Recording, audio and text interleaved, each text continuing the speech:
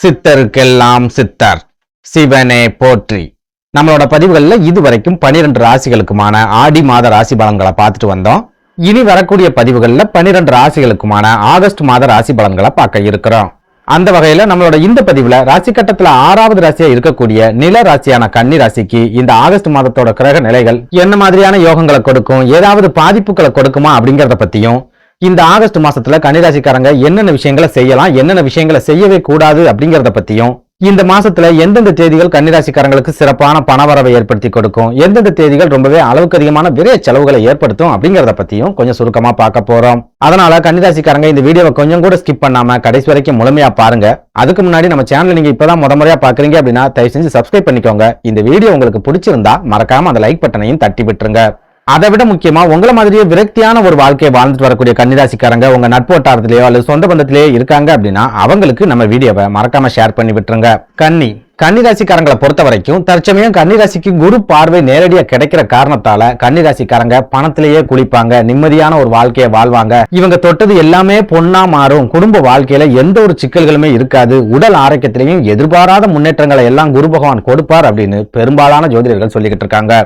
ஆனா உண்மையிலேயே கன்னிராசிக்காரங்க இந்த குரு பயிற்சிக்கு அப்புறமா நிம்மதியான ஒரு வாழ்க்கையை தான் வாழறாங்களா அப்படின்னு கேட்டா கட்டாயமா இல்ல அப்படின்னு தான் சொல்ல முடியும். இன்னும் சொல்ல போனா குரு பார்வை கன்னிராசிக்கு கிடைக்கிறதுக்கு முன்னாடி என்ன மாதிரியான ஒரு வாழ்க்கையை கன்னிராசிக்காரங்க வாழ்ந்துட்டு வந்தாங்களோ அதை விட ஒரு மோசமான வாழ்க்கையை தான் குரு பார்வை கிடைச்சதுக்கு அப்புறமா கன்னிராசிக்காரங்க வாழ்ந்துட்டு வராங்க அப்படின்னு நம்மளால அடிச்சு சொல்ல முடியும். குறிப்பா இவங்களோட குடும்ப வாழ்க்கையை எடுத்துக்கிட்டோம் அப்படின்னா சமீப காலமாவே தினம் பிரச்சனைகள், தினம் போராட்டங்கள் அப்படிங்கறத சந்திச்சுட்டு வராங்க. ஒருத்தர் புரிஞ்சுக்காம விட்டு கொடுக்காம தேவையில்லாத சண்டை சச்சரவுகளை சந்திச்சுட்டு வராங்க. காதலிச்சு திருமணத்தை முடிச்ச கன்னிராசிக்காரங்க கூட அவங்களுக்குள்ள சரியான அண்டர்ஸ்டாண்ட் இல்லாம திருமண வாழ்க்கையில பிரிஞ்சு வாழக்கூடிய ஒரு சூழலையும் சமீப காலமா சந்திச்சுட்டு வராங்க. இது எல்லாத்தையும் விட முக்கியமா உடல் ஆரோக்கியத்துல பாதிப்புகள் ஏற்படுறது, மர்ம நோய்களால பாதிக்கப்படுறது, திடீர் விபத்துக்களை சந்திக்கிறது, எலும்பு முறிவுகளை சந்திக்கிறது, இந்த மாதிரியான ஒரு சில வகையான பாதிப்புகளை கன்னிராசிக்காரங்க சமீப காலமா சந்திச்சுட்டு வராங்க. ஒரு சில ஜோதிடர்கள் சொல்ற மாதிரி இவங்க வாழ்க்கையில மகிழ்ச்சியோ மன நிம்மதியோ இந்த நொடி வரைக்கும் கிடைக்கல அப்படின்னு நம்மளால அடிச்சு சொல்ல முடியும். இன்னும் சொல்ல போனா கேது பகவான் கன்னிராசிலையும் ராகு பகவான் களத்திரஸ்தானம் அப்படின்னு சொல்லப்படுற மீனராசிலையும் எப்போ வந்து உட்கார்ந்தாங்களோ அப்பவே இருந்து கன்னிராசிக்காரங்களோட வாழ்க்கையில வெடிக்க ஆரம்பிச்சிருச்சு அப்படின்னு சொல்லலாம். இந்த வெடி சுனாமி மாதிரி வந்து கன்னிராசிக்காரங்களோட வாழ்க்கையில கொஞ்ச நஞ்ச இருந்த மன நிம்மதியையும் மொத்தமா வாரி சுருட்டிட்டு போயிருச்சு அப்படின்னு நம்மளால சொல்ல முடியும். இதனாலேயே சமீப காலமா பெரும்பாலான கன்னிராசிக்காரங்க ஒரு விரக்தியான வாழ்க்கையை தான் வாழ்ந்துட்டு வராங்க. நிறைய சொந்த பந்தங்கள் கிட்ட இருந்து இவங்க ஒதுங்கி இருக்க ஆரம்பிச்சிட்டாங்க. நண்பர்கள், அக்கம் பக்கத்துல இருக்கிறவங்க, கூட பழகினவங்க, இப்படி எல்லார்கிட்ட இருந்துமே இவங்க கொஞ்சமா விலகி வர ஆரம்பிச்சிருக்காங்க அப்படின்னு நம்மளால சொல்ல முடியும். ஓப்பனா சொல்லணும் அப்படின்னா நமக்கு யாருமே வேண்டாம், தனிமை தான் நம்மளோட சிறந்த நண்பன் அப்படிங்கிற முடிவுக்கு பெரும்பாலான கன்னிராசிக்காரங்க வந்திருக்காங்க.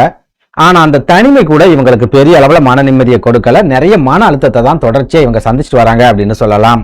இப்படி ஒரு நெருக்கடியான சூழல்ல ஒவ்வொரு மாதமும் நம்ம வாழ்க்கையில ஏதாவது மாற்றங்கள் வந்துராதா, சின்ன சந்தோஷங்கள் கிடைச்சிராதா அப்படின்னு கன்னிராசிக்காரங்க ரொம்பவே ஆவலா எதிர்பார்த்துக்கிட்டு தான் இருக்காங்க. ஆனா ஒவ்வொரு மாதமும் கன்னிராசிக்காரங்களுக்கு தொடர்ச்சியா ஏமாற்றங்கள் மட்டும்தான் கிடைச்சிக்கிட்டே இருக்கு. அவங்க வாழ்க்கையில பெரிய அளவு எந்த விதமான மாற்றங்களும் கிடைக்கல அப்படின்னு சொல்லலாம். இப்படி ஒரு நெருக்கடியான சூழல்ல இந்த ஆகஸ்ட் மாதத்தோட கிரக நிலைகளாவது கன்னிராசிக்காரங்களோட வாழ்க்கையில ஏதாவது மாற்றங்களை கொண்டு வருமா, அப்படி இல்லைன்னா இந்த மாதமும் கன்னிராசிக்காரங்களுக்கு ஏமாற்றங்களை மட்டும்தான் கொடுக்குமா அப்படிங்கறத பத்தி பார்க்கலாம். அந்த வகையில இந்த ஆகஸ்ட் மாதத்தோட கிரக நிலைகளை ஆராய்ச்சி பார்க்கும்போது கன்னிராசிக்காரங்களுக்கு மாதத்தோட முதல் 15 நாட்களும் பெரிய அளவுல எந்த விதமான யோகங்களும் கிடைக்காது. ஒரு சில நெருக்கடிகளை ஏற்படுத்தக்கூடிய காலகட்டமாவே இருக்கும் அப்படின்னு சொல்லலாம். அதே சமயம் மாதத்தோட பிற்பகுதியை எடுத்துக்கிட்டோம் அப்படின்னா நீங்களே ஆச்சரியப்படக்கூடிய அளவுக்கு ஒரு சில வாய்ப்புகள் அப்படிங்கிறது உங்களுக்கு கிடைக்க போகுது. எதிர்பாராத அந்த வாய்ப்புகள் மூலமா உங்களோட வாழ்க்கையில மகிழ்ச்சியும் சந்தோஷமும் திரும்ப வரப்போகுது அப்படின்னு சொல்லுவேன். அதாவது இந்த ஆகஸ்ட் மாதத்தோட தொடக்கத்துல சூரிய பகவான் உங்க ராசிக்கு 11வது வீடான லாபஸ்தானம் அப்படின்னு சொல்லப்படுற கடகராசியில சஞ்சாரம் பண்ணுவார். கன்னிராசியை பொறுத்த வரைக்கும் சூரிய பகவான் விரையாதிபதி அப்படிங்கறதால அவர் லாபஸ்தானத்துல இருக்கக்கூடிய இந்த காலகட்டம் சொந்த தொழில் செய்யறவங்களுக்கு பெரிய ஏமாற்றங்களை கொடுக்கக்கூடிய ஒரு காலகட்டமா இருக்கும்.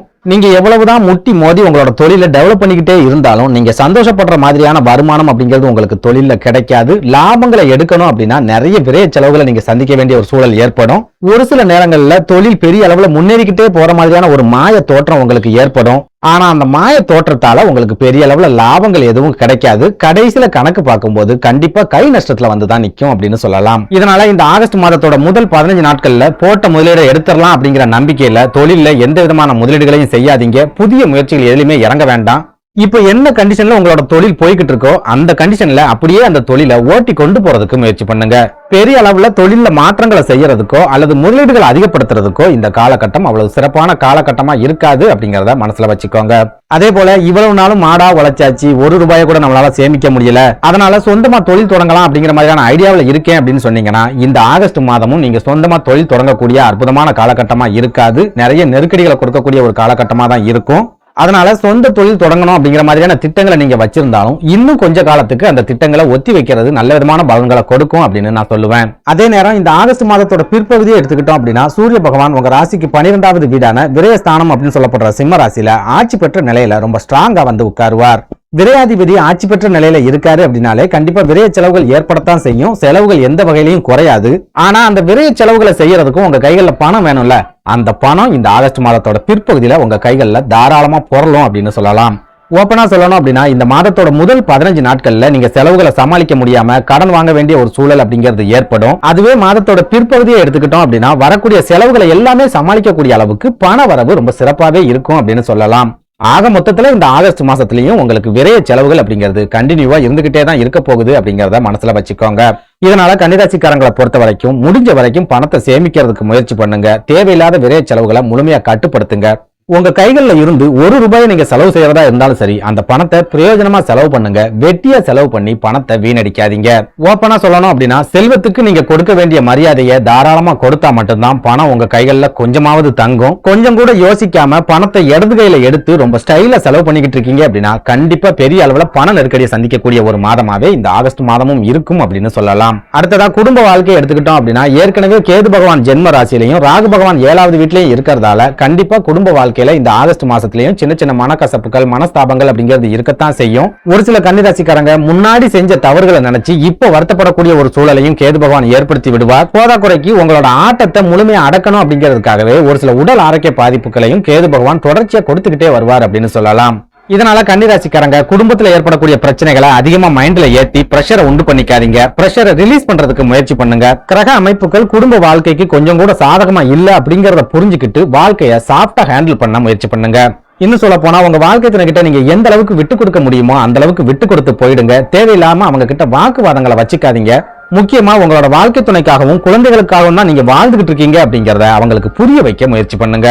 அடுத்ததா உத்தியோகத்தில் இருக்கக்கூடிய கன்னிராசிக்காரங்களை எடுத்துக்கிட்டோம் அப்படின்னா இந்த ஆகஸ்ட் மாதத்தோட முதல் 15 நாட்களும் ஒரு மாதிரியான மந்தமான ஒரு காலகட்டமா இருக்கும் அப்படின்னு சொல்லலாம். நீங்க வேலை செய்யற இடத்துல வேலை பளு அப்படிங்கிறது உங்களுக்கு 2 மடங்கா அதிகரிக்கும். உடல் சோர்வு, உடல் அசதி இந்த மாதிரியான பிரச்சனைகள் உங்களுக்கு ஏற்படும். ஒரு சில கன்னிராசிக்காரங்களுக்கு வேலைக்கு போகிறதுக்கே விருப்பமில்லாத ஒரு சூழல் கூட இந்த ஆகஸ்ட் மாதத்தோட முதல் 15 நாட்கள்ல கட்டாயமா ஏற்படும். அதுவே மாதத்தோட பிற்பகுதியை எடுத்துக்கிட்டோம் அப்படின்னா இந்த மாதிரியான சோம்பேறித்தனம், சோர்வு அப்படிங்கிறது முழுமையா உங்களை விட்டு விலகும். சுறுசுறுப்பு அப்படிங்கிறது உங்களுக்கு தாராளமா கிடைக்கும். ஒரு சில நுணுக்கமான வேலைகளை கூட ரொம்ப சிறப்பா நீங்க முடிச்சு கொடுக்கக்கூடிய ஒரு காலகட்டமாகவும் இந்த ஆகஸ்ட் மாதத்தோட பிற்பகுதி இருக்கும் அப்படின்னு சொல்லலாம். இதனால தெய்வ பக்தியும் பொறுமையும் மட்டும்தான் உங்க வாழ்க்கையில மாற்றங்களை கொண்டு வரும் அப்படிங்கறத மனப்பூர்வமா நம்புங்க. நன்றி, வணக்கம்.